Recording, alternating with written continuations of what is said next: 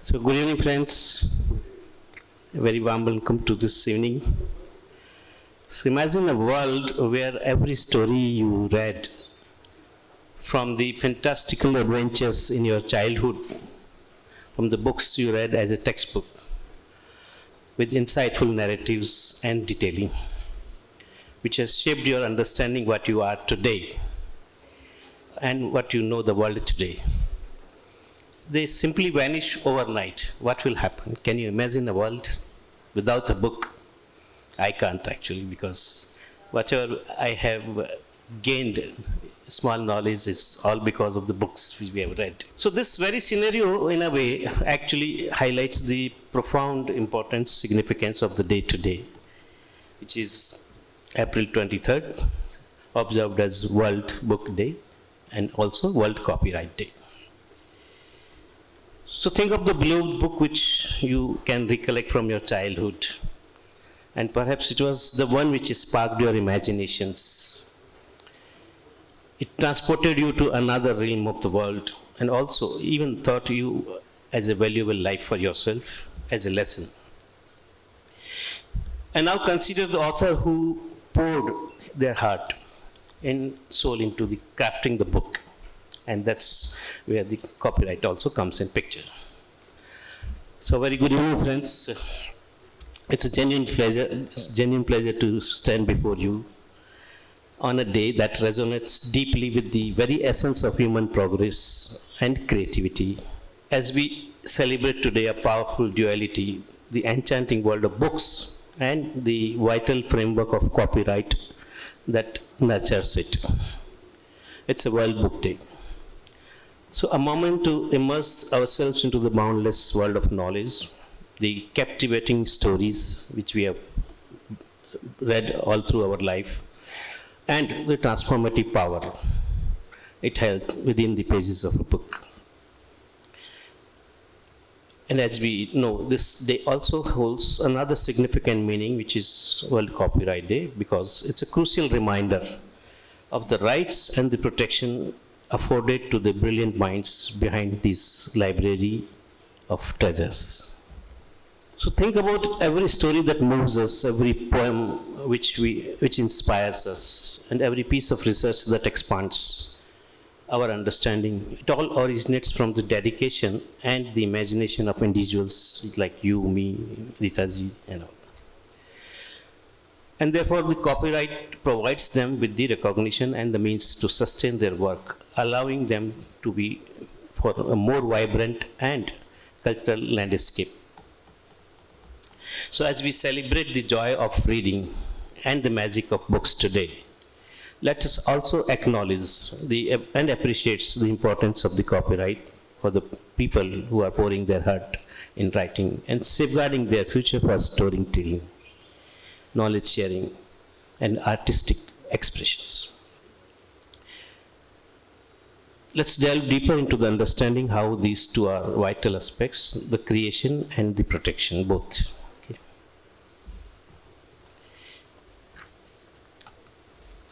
I'm very honored and delighted to welcome Reeta ji today in Ahmedabad. We have been talking about it. She's our old friend. And she is India's favorite biographer, a book reviewer for Network 18. She is an active proponent of the philosophy that books change lives, and is well known for as India's first reading coach.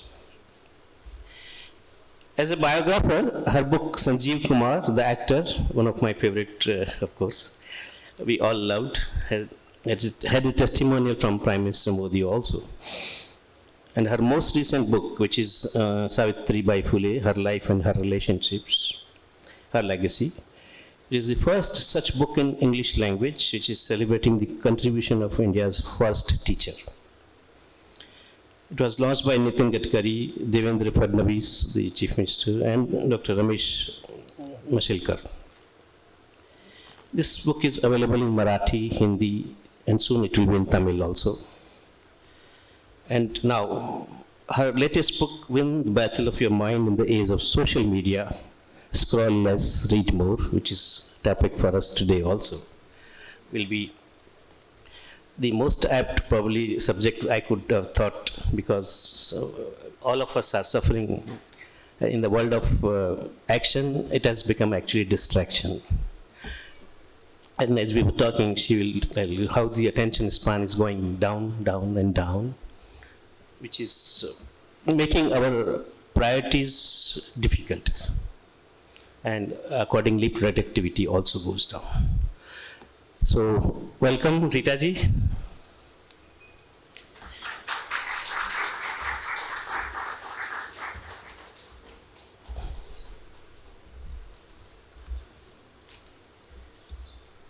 On behalf of Ahmedabad Men in the Association as the governing council member, I welcome you to this beautiful center of knowledge. Allow me to welcome you formally.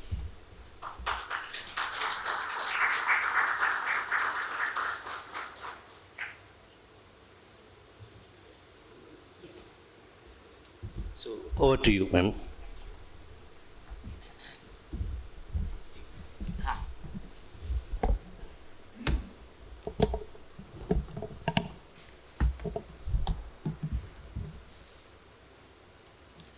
Good evening, everyone.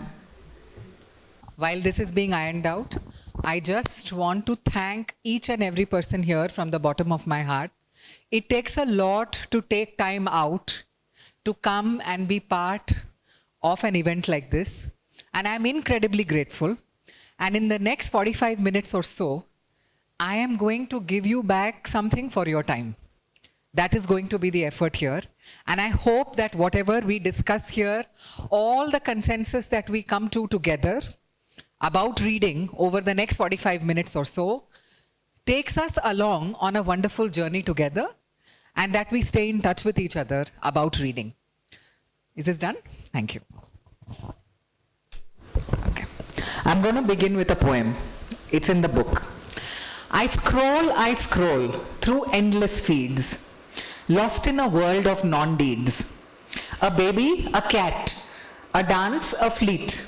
I waste my time to the scrolling beat. Oh, there's a headline, bright and bold.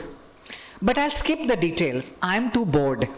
But sold on 10-second reels and useless facts. By the time I blink, the damn thing redacts. Where is my focus? Where is my mental flare? Is this an attention nightmare? The hours slip by, I don't even know. Where did they go? Oh, where did they go? I know things I will never need and learned nothing from this mindless feed. I have Googled celebrity hookups and their fights. But have I wished mother good night? My tasks easily begun, but never done. Succumbing to the clock, waiting for none. Here I am, lost in this maze, an absent-minded online days. No wisdom gained, just dopamine highs. But still I scroll, cause it feels so damn nice.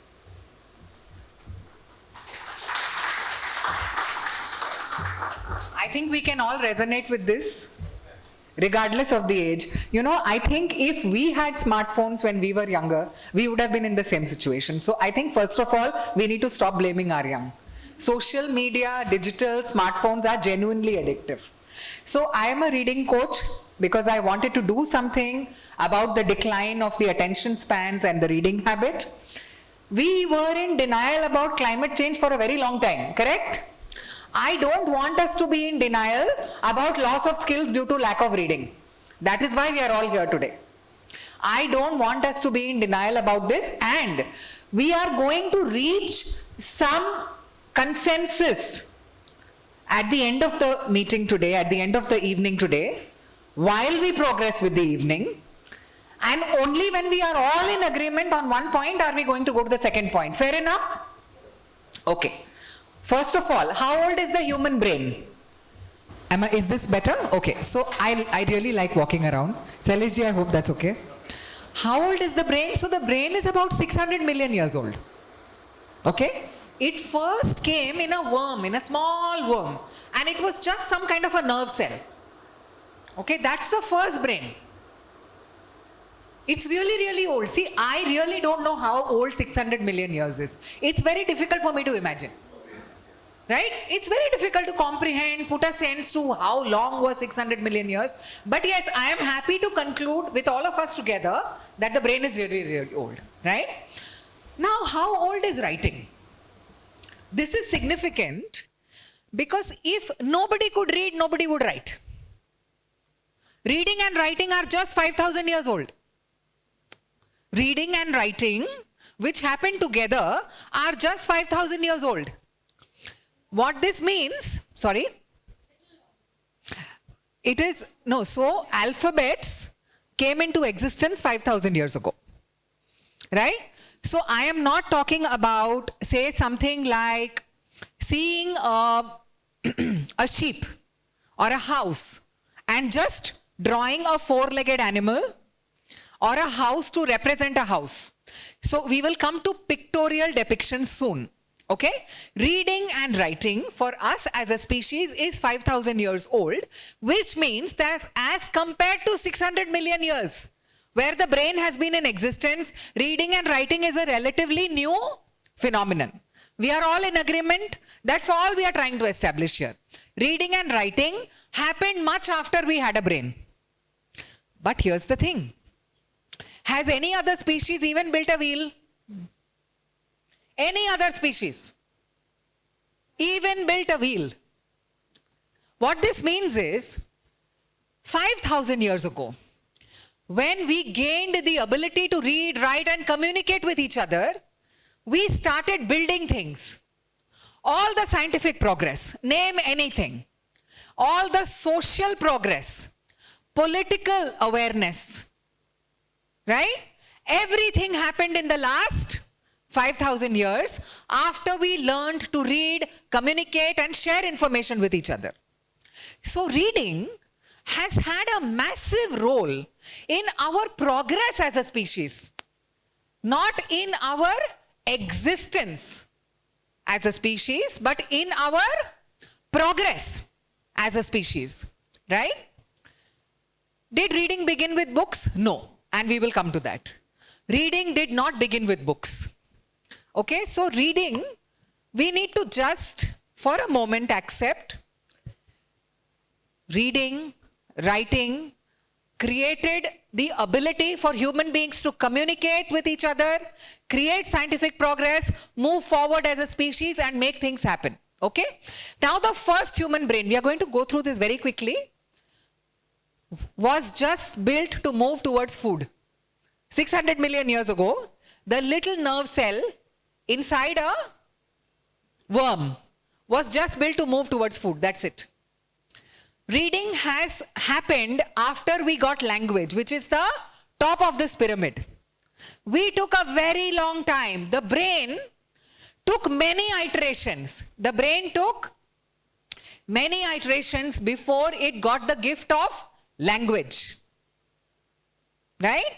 And reading and writing came after we got the gift of language.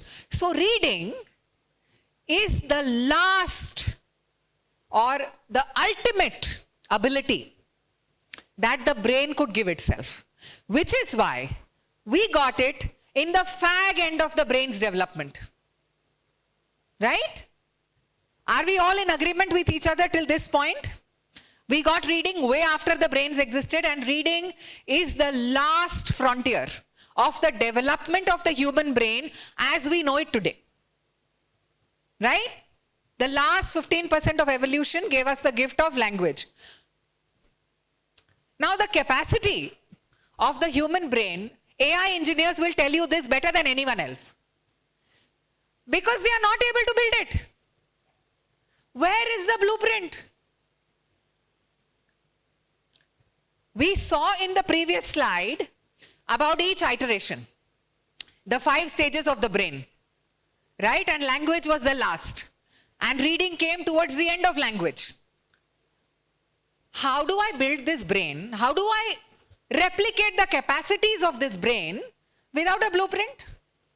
The brain was never formed with a blueprint. What does this mean? This means that there is something in our own ability that we are not acknowledging.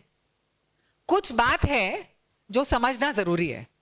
अभी ऐसी क्या बात है जो हमें समझना जरूरी है? It is not easy to correlate brain capability. Why is there no blueprint?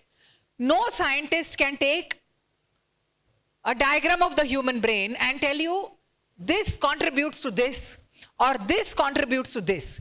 They say vaguely this area results in this. Vaguely this area results in this. Right? And the human brain was not designed from scratch. It kept evolving till we got the gift of language. Way before we got reading were the oral traditions. These are the first 2 tablets ever known to man. Right? So this dot means 10. Okay? And this is a 4-legged animal. It's a little jaded now. But all this meant was, here are 10 sheep, here are 10 goat. That's it. I own 10 sheep. If this is kept outside my house, it means I own 10 sheep and I know I own 10 sheep. So don't take one from me. Right? As simple as that. Reading started with oral traditions, and they say that in Australia, even 35,000 years ago, oral stories were told. As far as we know, in India, extant literature we still use, the Rig Veda, was narrated orally about 6,000 years ago. In fact, Lokmanya Tilak has given scientific calculations to substantiate it. Reading was not our first way to communicate with each other. It was always speaking, it was always figures, till we got to writing, alphabets and mass reading. Even before reading quietly and silently, there was reading aloud. Because today we have printed books everywhere. There was a time when there used to be just one book in one entire village, in one entire community. And somebody who knew how to read would just read it out aloud for everyone else to understand. Now, the books that were useful got copied again and again and again and again and again. For example, we all know about Nalanda University. You know, one of the discussions, LSG, where, we normally don't get into it is, which is the world's oldest book?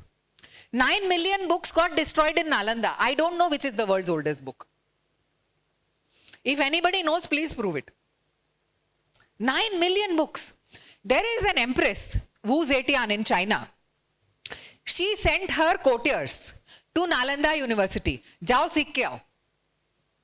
And you know why she sent? Because she wanted to be an empress. They came back armed with books from Nalanda University and helped her stage a coup. Please read up Wu Zetian. She is the only Chinese empress ever in that era. She sent her loyalists to Nalanda University to understand how to engineer a coup. Interesting stories about early reading. So we used to read as a community. We used to listen when someone else used to read, till somebody learned how to copy those manuscripts and more books became available. Then one day 4 people decided to sit together and read. Keep quiet, I am also reading. That is how silent reading was invented. Simple. Right? Now what is silent reading? Silent reading is lowest decibel speaking. Because when you read a book, when you read anything of a book, you read B-O-O-K. Or do you read book? You say book in your mind, right? You don't say B-O-O-K. No.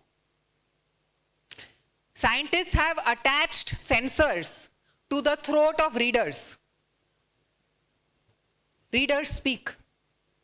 It's just that the volume is too low for the perception of sound. Which is why readers are able to speak better. You will find readers are able to just express themselves better. Because they have the words for it. They've been practicing all their life when they read. Reading is nothing but silent speaking. So this is roughly the brain architecture for reading. It is an entire aerobic exercise. There are 4 parts of the brain that have to coordinate to help us to read. Because a newborn child, when it opens its eyes, cannot read, can it? No. There is no genetic marker for reading. You look at a child and say, your eyes look like your father's, your nose look like your mother's. Genetic markers are available for all senses except for reading. Reading is not passed down. Every time a child opens their eyes, we have to teach that child to read. Because this aerobic exercise is pending. And just like we keep ourselves active with exercise, right? Reading is exercise for the mind. Reading is just exercise for just like physical exercise is for the body. So this is the brain architecture for reading. Just let's go through those steps. One part of the brain recognizes what's on the paper, that's the visual input. Another part of the brain accesses meaning. The third part of the brain accesses sound. And all of these signals gather in a fourth part of the brain where we read. Now, why is this so important? Okay, this is terribly important because we do not realize what a miracle we are in possession of. We have some avid readers, I'm sure many here. Now, tell me this, doesn't this look considerably different from this? But we all know what it is. It is the same damn alphabet. I could write something in 500 different fonts. Say a B and a D in 500 different fonts. You will have no problem separating the two. Because the ability to read is very, very highly developed. We just take it for granted. Yeah, I know how to read. Big deal. It's a very, very big deal. Right? The next slide, I'm going to request everyone to read out, please. Please help me.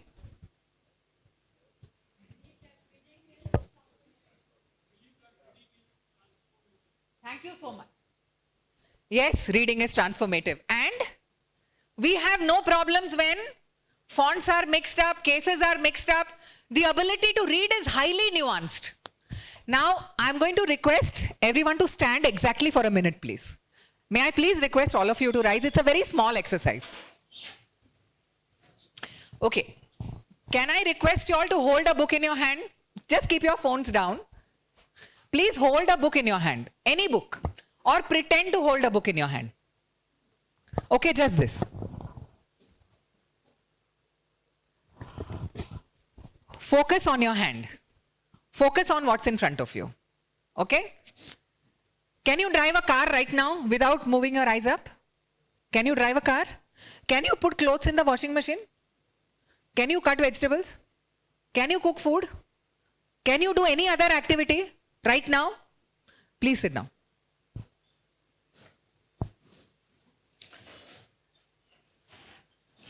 The point we are trying to make is very simply this.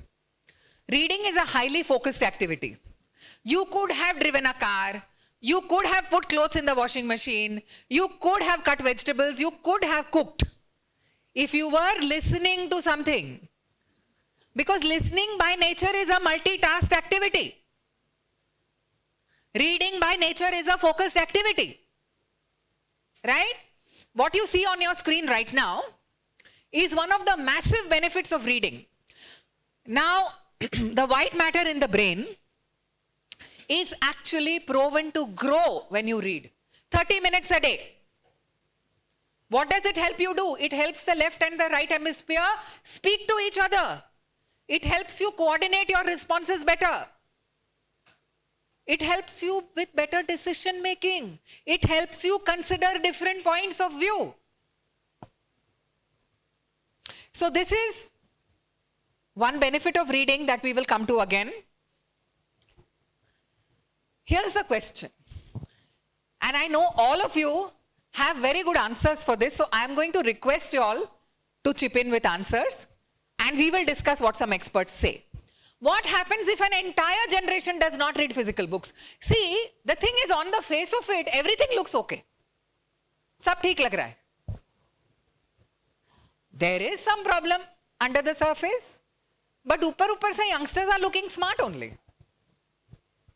And they are possibly very, very smart. But there is something they are missing. We just need to tell them. Because they are very smart, they themselves will do something about it. What happens? Sometime back we asked, we were in denial about climate change for a very long time. But did it stop existing because we denied its existence? No. It will continue to exist. Now what happens if an entire generation does not read of print? Any answers at all, please? This is for open discussion. Yes, ma'am. Are there mics we can pass around? Or should I?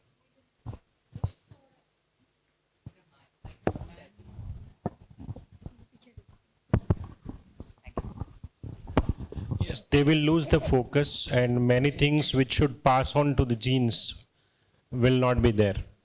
They will lose focus. Okay, sir? See, reading helps us to learn new words. So if we stop reading, our future generation, they'll lose the vocabulary. Okay.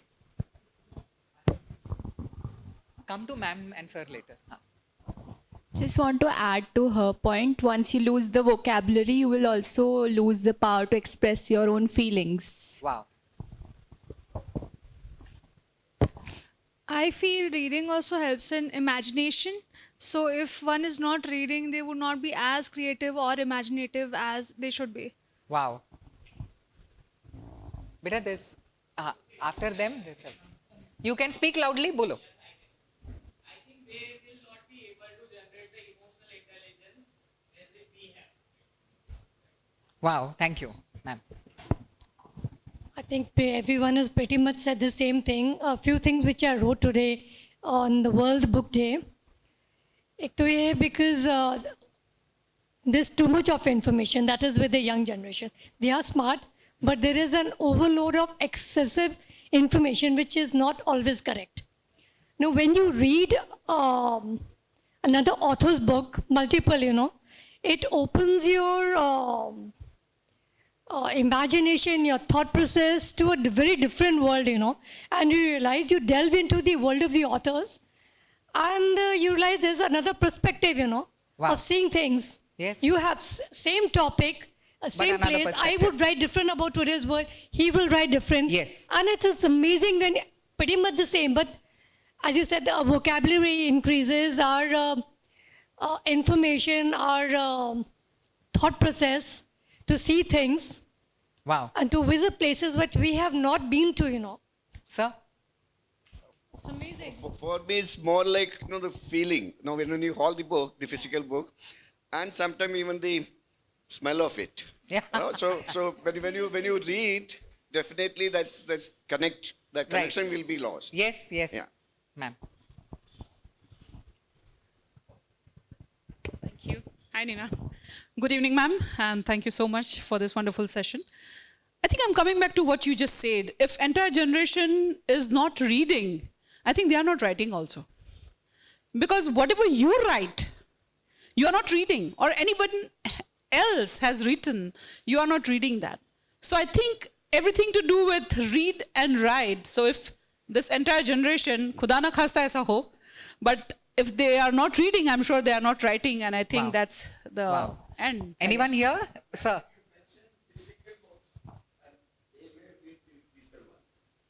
We will come to that. The difference, we will just come to that. Read anything. Read physical, digital, anything, but know the difference.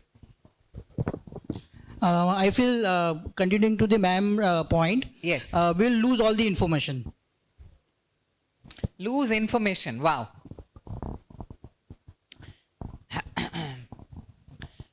Okay, so a couple of things. Thank you each and everyone for contributing. I think we have already covered a lot of ground on this.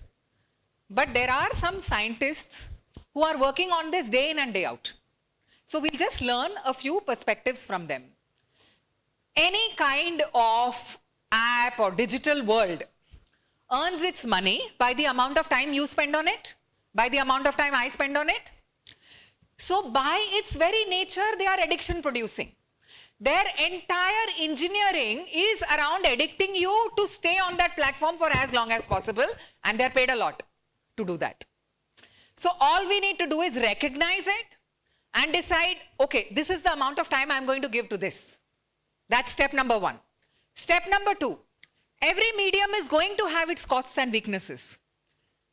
The digital medium, the big cost is deep processing, and I'll explain why in the next slide.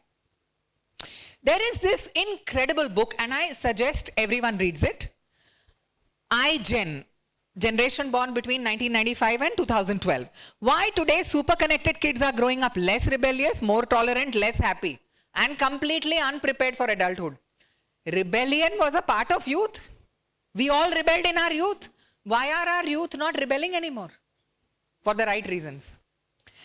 iGen is on the verge of one of the most severe mental health crises for young people in decades. On the surface, though, everything is fine. This is the problem. Everything looks fine. But here is the question each person can ask themselves or ask of their children. Wanting to feel safe all of the time can also lead to wanting to protect against emotional upset. We know about people breaking up over WhatsApps these days. We know that this generation is breaking up over WhatsApps. Okay? And this generation is also avoiding. There is a certain generation which they are calling iGen, which is also avoiding face-to-face conflict. If a message can be sent, you don't have to face the ugliness in person. Wanting to protect against emotional upset. Concern with emotional safety. Some iGeners, see, she's saying iGeners are scared. I'm going to say some, because not all are scared. Even terrified, growing up slowly, raised to value safety, frightened by the implications of income inequality. They have come to adolescence in a time where their primary social activity is staring at a small rectangular screen. What is the primary social activity of our young? Staring at a screen which accepts or rejects them. Because if you post something, you get likes, you're accepted. If you don't get likes, you're rejected. Here's the thing.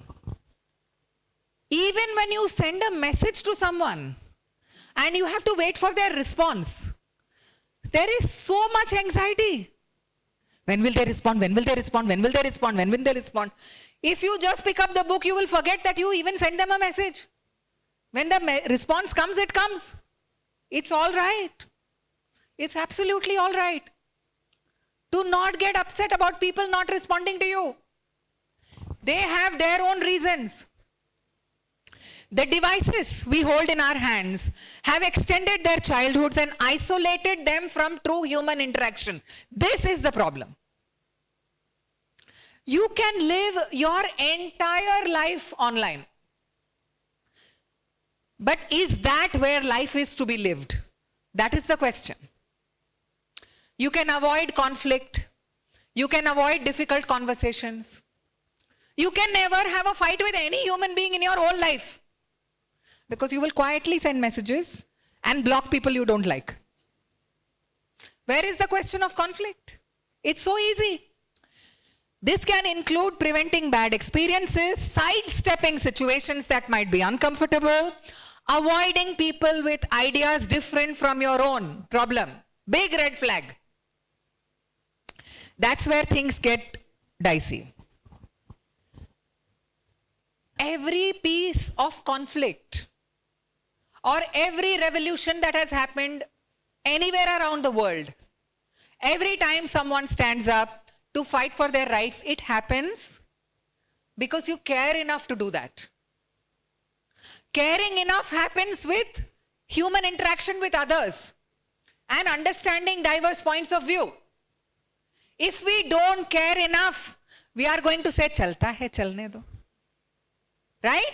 We are not going to do anything about the difficult things. This is the problem we are talking about in this book.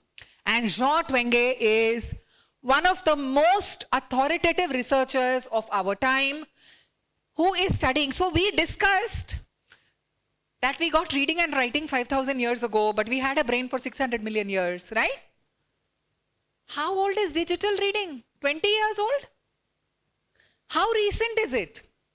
Have we even studied what differences are happening to the brain because we suddenly shifted from print reading to digital reading? Have we discussed it? Have enough scientists even had the time to look at it? No.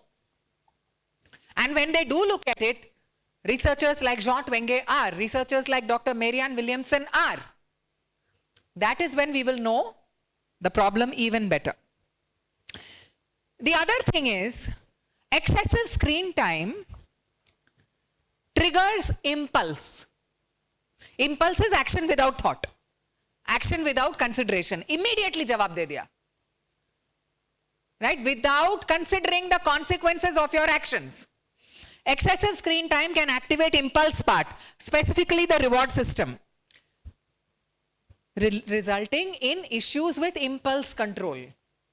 People are not able to control their responses. They respond quickly, in the moment, trying to win an argument or trying to agree with whatever everyone else is agreeing with. Because you don't know enough about the subject, you haven't bothered to read the subject.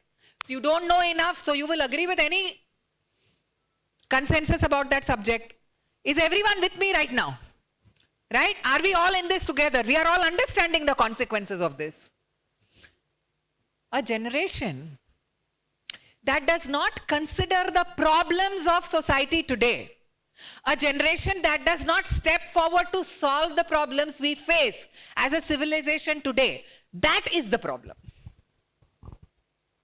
And a sleepy generation addicted to smartphones just needs to be told this. Because every time, and this generation, I have 2 children myself, 23 and 20, and I had these conversations with them. And I trusted them to do the right thing. Because you tell them, pado, pado, pado, they are never going to read. You just put a lot of books around the house. Books they are interested in. They will pick it up themselves. The more you tell them, the more they will run away. But this generation is so ruthless with its prioritizing. They know what is of value. And if they know that they are going to lose out on that career progression, they are going to lose the voice at the table, they will pick up books themselves and they will read more books than we've ever read. I want to clap for today's generation today. Because we are extremely sorry that we are just sitting around judging you. When we were small, we didn't have smartphones. We know what you are going through. And we trust that you will understand the impact and you will take better decisions yourself. Can we have a big round of applause for the youngsters here?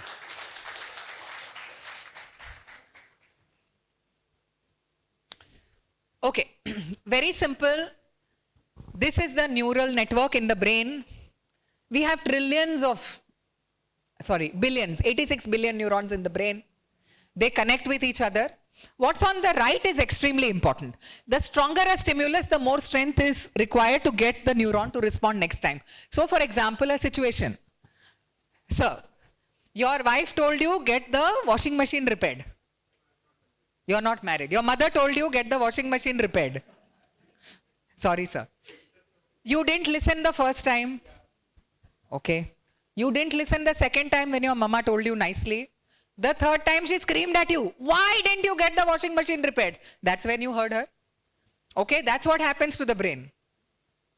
Once the brain gets used to very strong messaging, it does not respond to the subtle messaging. Equate this to digital and books. Your digital is colorful. You tap it, it talks to you, smiles to you, dances at you. Digital is damn colorful. Once you are used to that level of stimulation, a book is going to look so boring. Isn't it?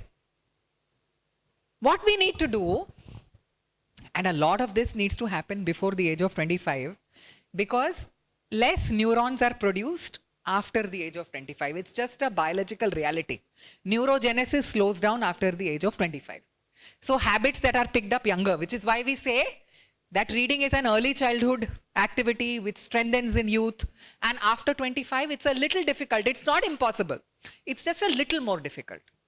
So once you are used to all the razzmatazz of the screen, books start looking boring. The weaker the stimulus, the more sensitive neurons become. So once you get accustomed to a weak stimulus medium, which is a book, because the book is not flashing lights at you. It's a weak stimulus medium in that sense. It's proper aerobics, but reading is hard till it's easy. Only when you read that much does reading become easy. Reading is hard till it's easy. First we learn to read, then we read to learn. We all know all of this.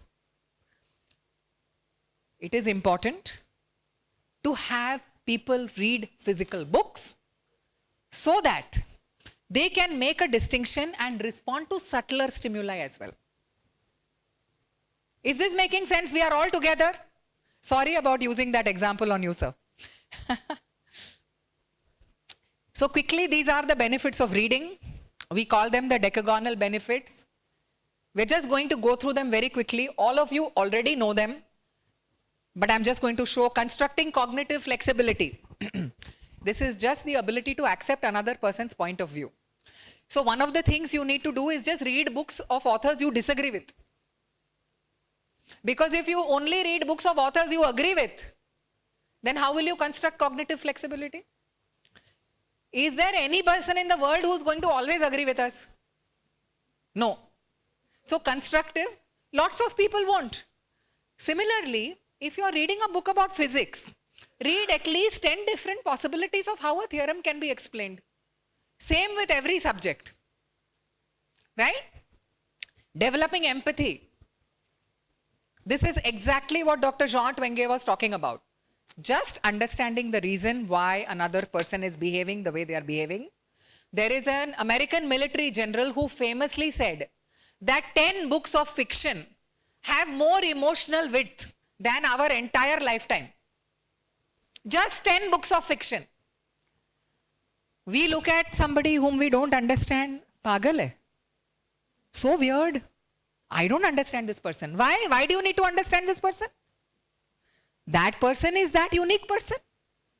They have as much right to live as we do. Developing empathy by reading fiction is just being able to let others be. Arresting cognitive decline with age. This is a very, very important point. We all have elderly people at home who are forgetting things, who are not able to remember things the way they used to. You give them 4 instructions, they remember 2, 3rd and 4th they forgot. Right? Are you had told me this, what else did you tell me? So cognitive decline is a natural function of age. I know a 95-year-old lady who reads 2 hours a day, she never forgets a thing. Committing to deep work, reading by nature, because reading is hard till it's easy, and because of all the aerobics it does in your brain, reading is a natural commitment, a natural road to deep work. Developing emotional regulation. The ability to sit on the table, even when things aren't going your way. The ability to take a 60% consensus as a win. Sometimes we sit on the table, this is what I want. I want 100%, my way or the highway. No. Then you will always be on the highway. Because you have to take the consensus you get and then come back and sit on the table and then take it to 70%. That is life. Self-mentoring. There are biographies of Abdul Kalam, Steve Jobs, Rahul Bajaj. I'm sure so many eminent businessmen from this city. There are so many biographies. Rich lives for the price of $3.99. Self-mentoring, the best tool ever.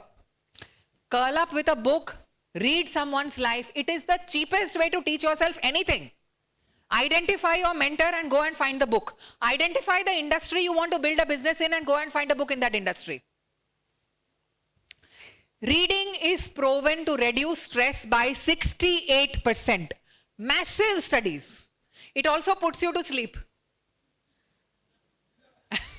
So if you are not a reader, so when you are lying down in bed, just pick up a book. Okay, sir says it happens only with textbooks. But I know a lot of people who read when they lie down in that bed because they want to sleep. here's the thing. I always say reading is generative. You know, the human mind gets about 65,000 thoughts a day. When you sleep after reading a book and you sleep well, you are well rested, and you are considering what you've read, the chances are that the next day you will get a few new thoughts. Because reading is generative. Right? So reading not only contributes to stress reduction more than music, more than walking. There is research that shows that reading reduces stress more than music reduces stress, more than gardening reduces stress, more than walking reduces stress. These studies are freely available. Encouraging creativity. Did we speak about watching someone's biography versus reading a book some time back? What is the difference between watching a biography and reading a book about that person? When you watch a biography, you are appreciating someone else's creativity. When you read the book, you are activating your own creativity. Simple. Very, very simple. What would you rather do? By all means, appreciate someone else's creativity. Thoda to time khud ke liye do. 40% of the time, 50% of the time, activate your creativity. 50% of the time, appreciate someone else's. Also, use all viewing to build social capital. Go with people, discuss it, right? As long as you have another use for it, you are building on the skills that you will add at that point to that activity. Connecting the dots. On any OTT show, I start with the first episode, I read the summary, I go to the bottom and I know who murdered whom. Right? Who is the murderer? Right? Because I can just go to the last episode. In a book, I have to patiently read. And I have to connect what I read in page 8 with page 88 with page 200. I have to remember. This is called activating working memory. And working memory is fundamental to building good careers. Reading activates working memory because it helps you connect the dots. And some time back, we read about reading 30 minutes a day, how it helps your left and right brain coordinate with each other. That is called building episodic memory. What is episodic memory? Remembering something that happened a few years ago and calling it into action right now. Remembering the value of your experience and calling it into action right now to make a better decision right now. This is the book that I have just written, Win the Battle of Your Mind in the Age of Social Media. Yes, we are all in the age of social media.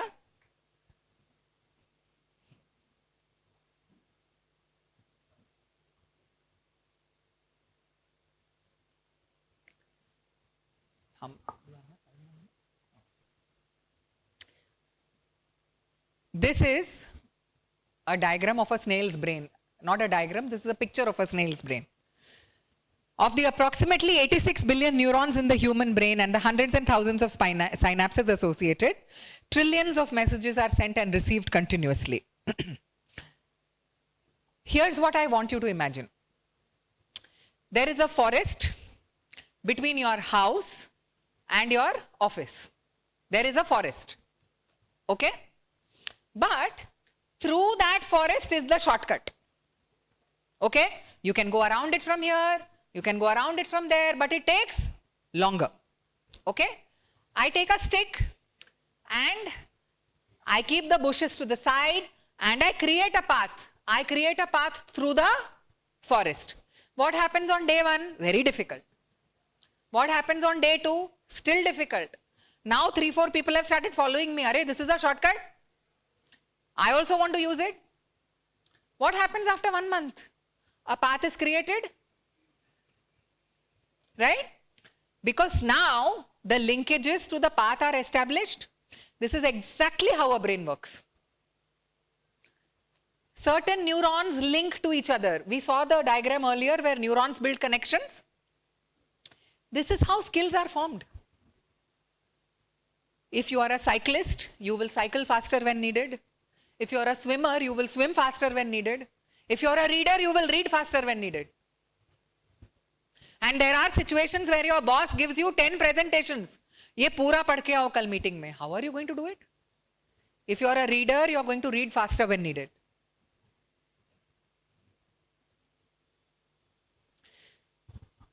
Okay, this is the last slide for today.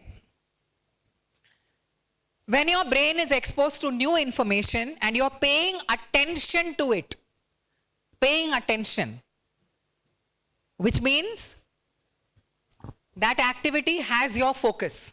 That activity has your focus. Even for an hour, the number of synaptic connections goes up exponentially. However, if you do not stay with the information and jump between two various points of view, the number of neural connections are not known to increase. I'll tell you what this means. When you read something or you get new information, even by talking to another person, whenever you're capturing new information in any way, you collect the dots. You are collecting the dots. When you think about it, you connect them. Hey, what this guy said made sense in that context. Or what I read here makes sense in this context. When you read, you collect the dots. When you think about what you read, you connect the dots. This is Dr. Eric Kandel, who won a Nobel Prize for writing this. He is encouraging us to sit down and contemplate about what we are reading, because it is vital for all of us. Neurogenesis, it is vital for all of us to find the solutions to the problems we face, to find the challenges to the problems we face, by encouraging and training our brains to think in newer ways. About the question on e-books and physical books, very quickly, the first sense that we got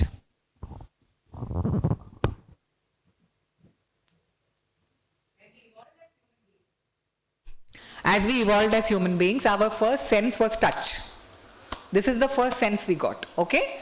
So when I open a book like this, I'm on page 54. I know this much of the book I have finished. I know this much of the book is left. This simple thing is called spatial navigability. It means a lot to my brain because it is transmitted through touch.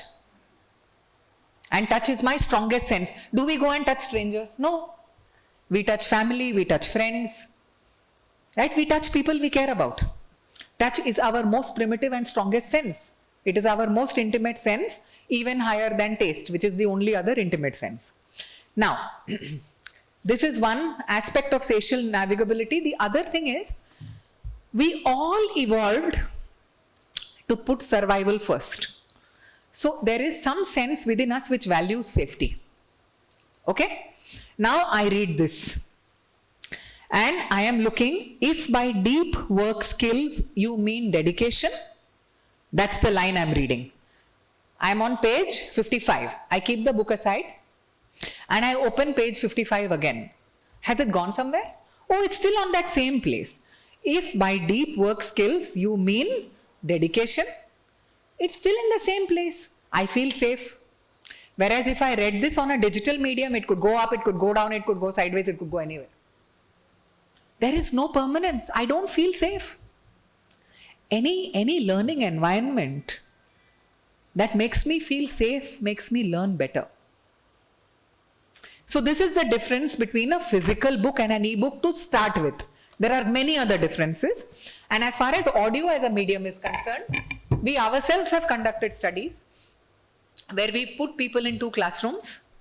One got a reading comprehension exercise, one got a listening comprehension exercise. The people who got the listening comprehension exercise normally performed about 28% lower. Sometimes they even perform 50% lower. But the global understanding is 2 grade points lower. So when you listen to a lesson, there are people with different learning styles. And we are not talking about the exceptions here. We are talking about the rule. So with due respect to all exceptions of all kinds and different learning styles, people who read and attempt an exercise perform way better than people who listen and attempt the same exercise. Thank you very much for your attention. And I hope that together today we have built some amount of consensus about the value of books, the value of reading.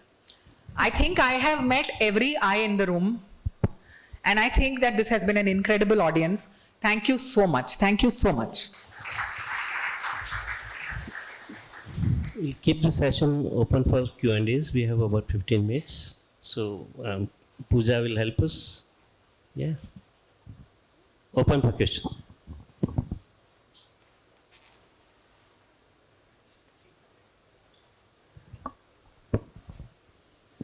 Good evening, ma'am.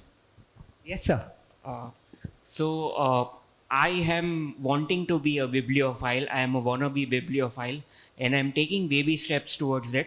So let's say I'm sort of taking targets of reading 2 pages a day, and eventually I'm wanting to increase that amount. At the same time, I'm trying to get rid of distractions, say blocking my social media account and everything. Now, the problem that I'm facing is my attention span is, there is a deficit in the attention span. So let's say I'm reading something and I come across something that my brain is not able to comprehend. Then it feels like just closing the book and I would rather spend time elsewhere. So when such a thing happens, when you come across something that demands your attention and focus, how does one handle such situation and ensure that your attention stays intact? So first thing, sir, what is your name? Meet. Meet. Thank you, Meet, for the question. There are several ways to attempt your question. I'm going to try 2. Okay? I was reading this book called Deep Work. It is by a gentleman named Cal Newport. He got interviewed by Andrew Huberman after the book was published. And you know what they discussed? That in the biggest technology companies of the world, the most valuable floor is the one with whiteboards. Is the one with whiteboards. Whiteboard है ना जिस पे marker से लिखते हैं अपन. So they said, we routinely face this problem. We see something, we don't understand it, so we ask others and we collect at the whiteboard. 5 of us attempt the problem together. That's what the whiteboard is for. Social capital, consensus, real human interaction, right? Because chances are when we don't understand something, we will go to Google, search for it. We may find something, we may not find something. You may find a book on Google Books, which opens only a preview view. So you can't read the page before, you can't read the page after. Right? Everyone knows what I'm talking about here. An important thing is to collect the dots and then use a mechanism to connect the dots. Okay? One way could be to read another book on the subject, because nobody asks you to read a book end to end. Feel free to leave a book when you don't understand and pick up another book that explains it to you. Feel free to ask others. Stand at the whiteboard, find a solution, go back to that book. Right? And build reading rituals. Simple reading rituals are habit formation, right? Before I go to bed, I will read for 6 minutes. It'll help me sleep, of course, right? Build a ritual around reading that makes it a habit, because habits do things that intention won't. Does that help? Yes. Okay. Thank you. Yes, ma'am.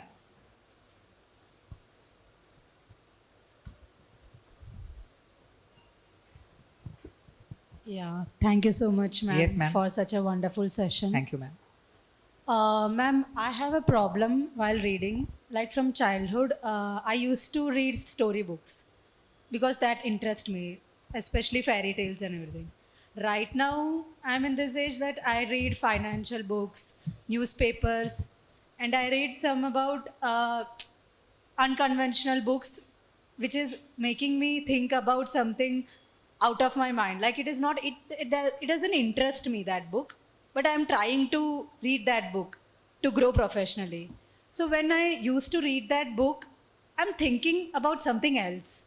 Like if I am reading after doing an activity like dance, when I read that book, like I go through 10 pages, I'm not able to get whatever written. Yeah, I'm reading. I'm just reading in my mind, but I am thinking about that dance, whatever activity I have done before it.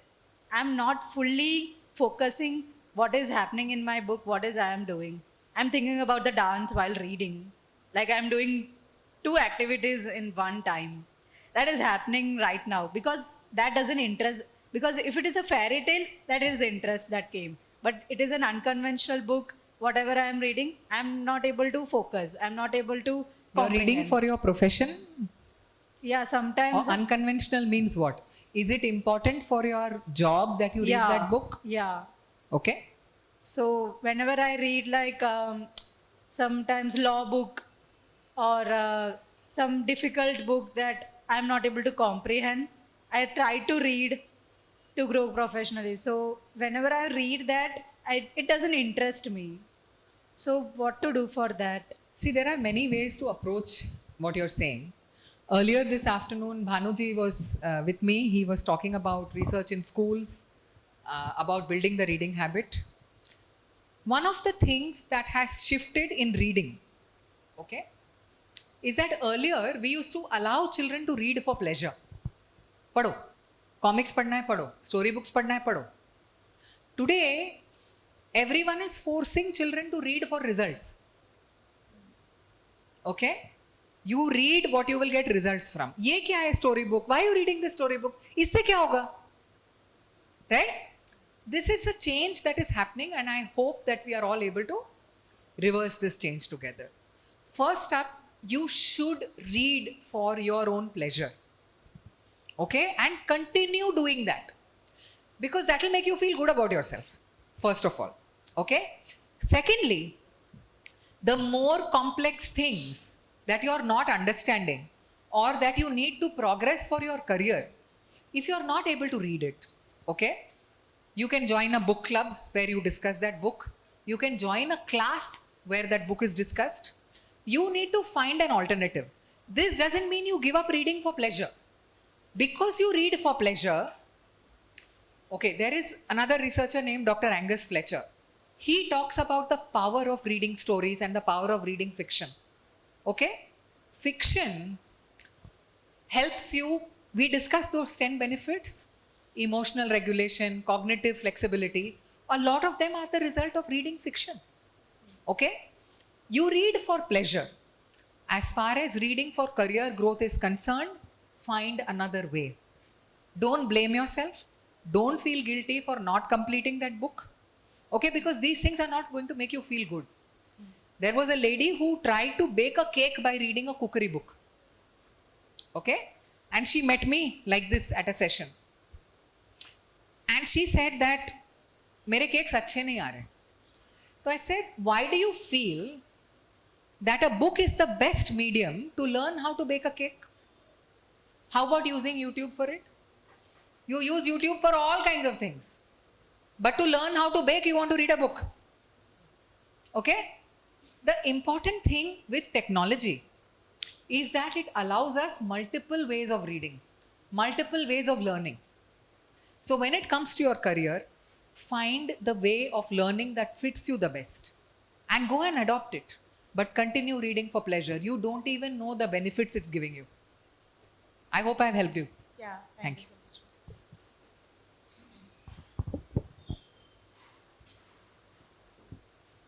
Yes, sir.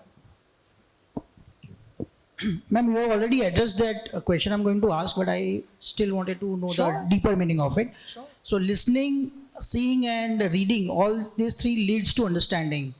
Then like why reading and why not listening or why not seeing? So if you can just prioritize what comes first as a powerful medium. We started speaking about 1.5 million years ago. Okay?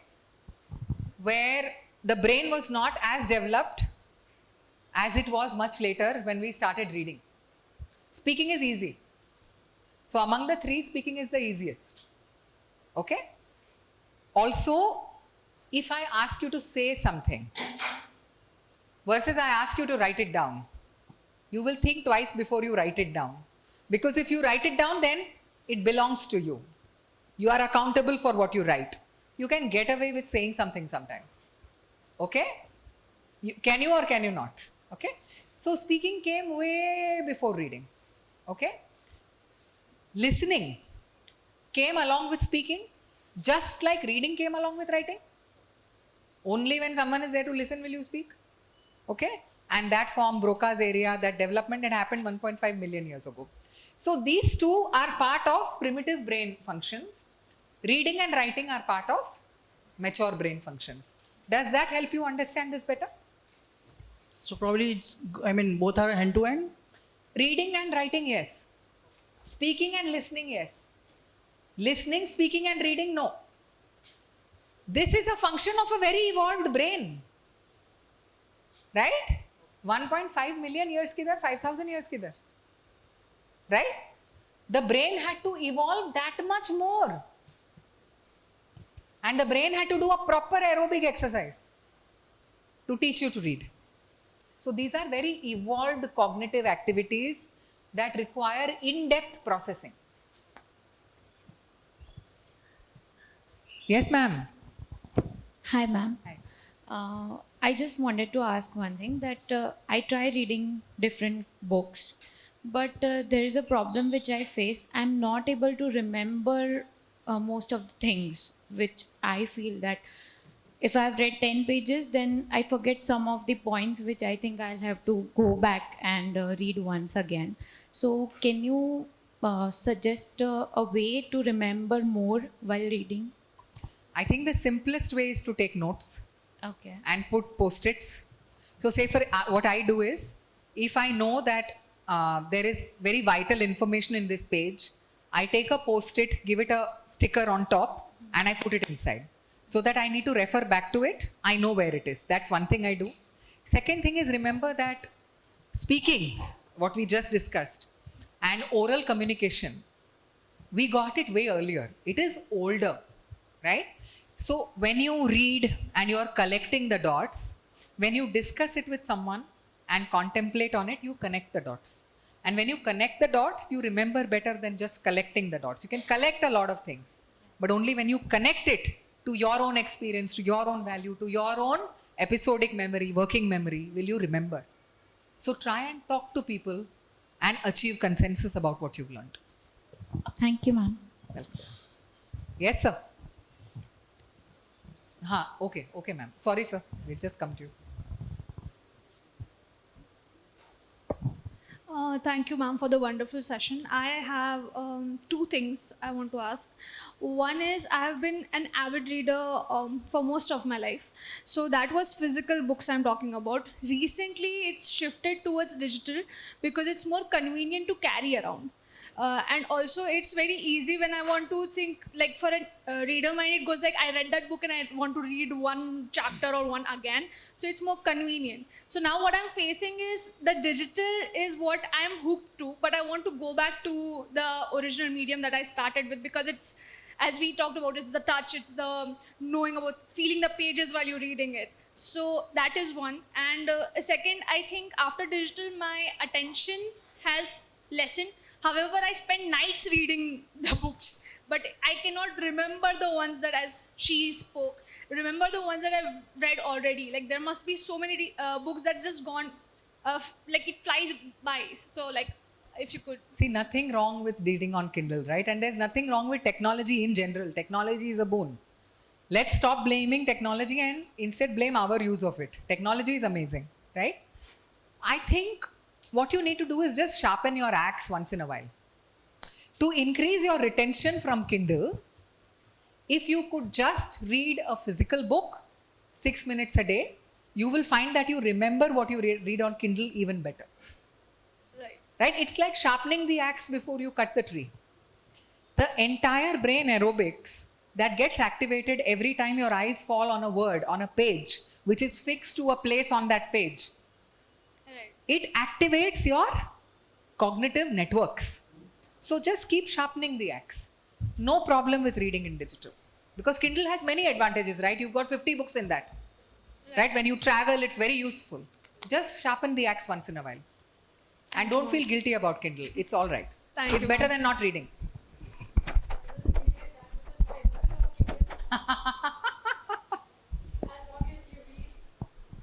Absolutely.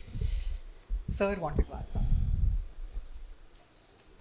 So we'll have last two questions. So my first question is whether newspaper reading is considered as one of the reading. Is this the H.T. Parekh auditorium? This one? No, that's another. So H.T. Parekh sir, of course, founded HDFC.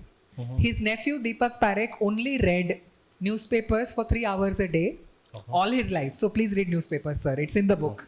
The second thing is you advised us to read the physical books. You explained us the advantage, but I was expecting that you will explain us what are the ways to get attached with the physical books.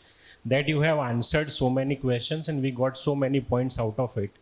But I think you should also add these points in your, wherever you speak about this, that how can we get attracted to the physical books? Sir, the principal of a school asked me this question once. And I said that, behaviors that get rewarded get repeated. Okay. Bachpan se, do we have a slot in the annual day for best reader? First rank in physics, right? You've got all kinds of awards being given away. Do you give away awards to readers? No. Why? When children play doll, ghar, ghar, do you play library? Kyun nahi? So, this is a cultural question, sir. And the way we find more and more ways to include reading in our culture, to recognize and reward it, that is when the habit will be built, sir. And one last point. Yes, sir. As being you are so influenced person, what is your opinion about the world in even the colleges, in the school, everything is going digitalized. Now the children are forgetting to read the physical books and even they are writing exams on the laptops. So what will be the future and can it be reversed again? Sir, it's a question of balanced literacy now. Reversal is never possible. Because as the world has already moved forward, and there are so many advantages to technology. Like for example, when we have relatives staying abroad, WhatsApp has made it so convenient for us to stay in touch with them. So let's of course, first of all, say that technology is incredible, amazing, makes us do things that we couldn't do before. I think the balanced literacy that we aim for, which was the focus of the Vache Gujarat campaign, which was the focus of the Vache Bharat campaign, is about reading, keeping physical reading alive while doing all your tasks digitally. Wherever you work, sir, or even if you run a business, you are going to send emails, you are going to send PDFs, you are going to have to do all that digitally. There is no way out of it. But as long as we can balance it with some amount of print reading, our cognitive prowess will not decline. That is the only attempt here, sir. So it's not a reversal, but a new age balance in literacy. Thank you, sir. So what an intricately woven presentation, but explained in very simple and lucid way, I should say. Thank you, Reeta ji. It has been wonderful. We never knew so many aspects of reading. Just to summarize, I have taken a picture of your decagonal benefits. I'll just repeat it.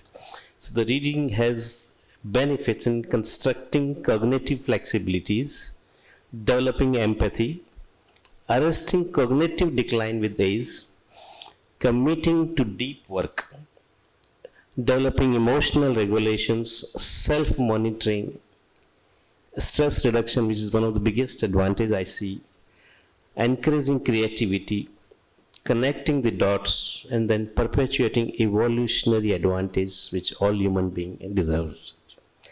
So thank you so much. It has been wonderful to have you here, and I am so delighted to have so keenly interested people joining us today, which has made us our day more important and more significantly. Friends, at AMA, our idea is, the institution's idea is to promote exchange of ideas, knowledge, and experiences in the principles and practice of management. And there are various aspects of management. It can be as basic as cultivating habits of reading and writing. It can be as heavy as logistics and import and the impact of tariffs on the shipping and businesses. we have seen the declining habits of reading.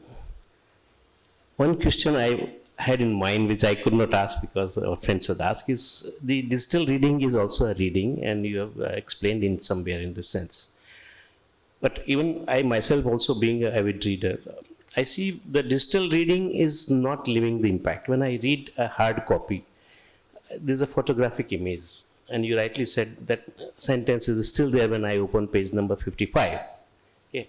While it goes, it happened in the morning. I saw a very good article on a LinkedIn, but by the time I could catch it and share with myself, it vanished. And then next time again, I tried to search it. It didn't happen actually. So yes, hard copies reading is amazing, and it has its long-lasting impacts. Unfortunately, we have come into an era where digital reading is the only thing which is coming up.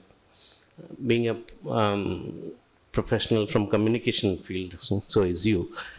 We have gone with the reading of newspapers, and which has been very beneficial to all of us. And the same newspapers are now available in thousands of PDFs, but we don't get the joy. We don't feel that we have read the newspaper until we pick up and feel and good it.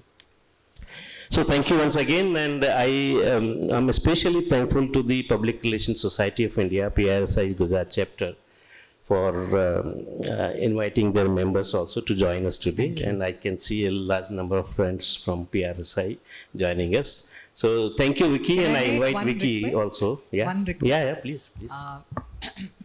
Because this message, and everyone has been talking about reading, I'm going to request all of you to just donate one book to a poor teacher or a poor child. That's my only request here. Yeah, absolutely. That will make all the difference in making reading a better habit. And I speak about reading on my Instagram handle. That's what's there, in case you like to follow. Thank you. And I have a firm belief that every book finds its reader eventually. Many of my friends who I give phone, they said, I don't have a habit of reading. When you please carry, and it will find its own way. Let it be there on your table or at your house. Another aspect I have seen, one of my old friends, he said, I will not marry my child in a house where I don't see at least 10 books. So this was the firm belief people had in your interview. Next session. Yes. Thank you. I invite Vicky Shah, President of PRSI Gujarat, for his words.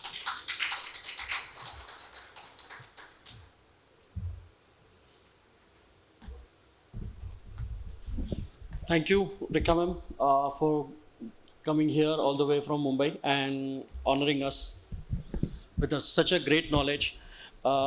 We at PRSI been running this successfully Gujarat chapter for quite a long time, and it's a pleasure of ours that Celeste has given us an opportunity to be part of this, and we are thankful to AMA also for extending the support. We now would like to invite you all for a dinner.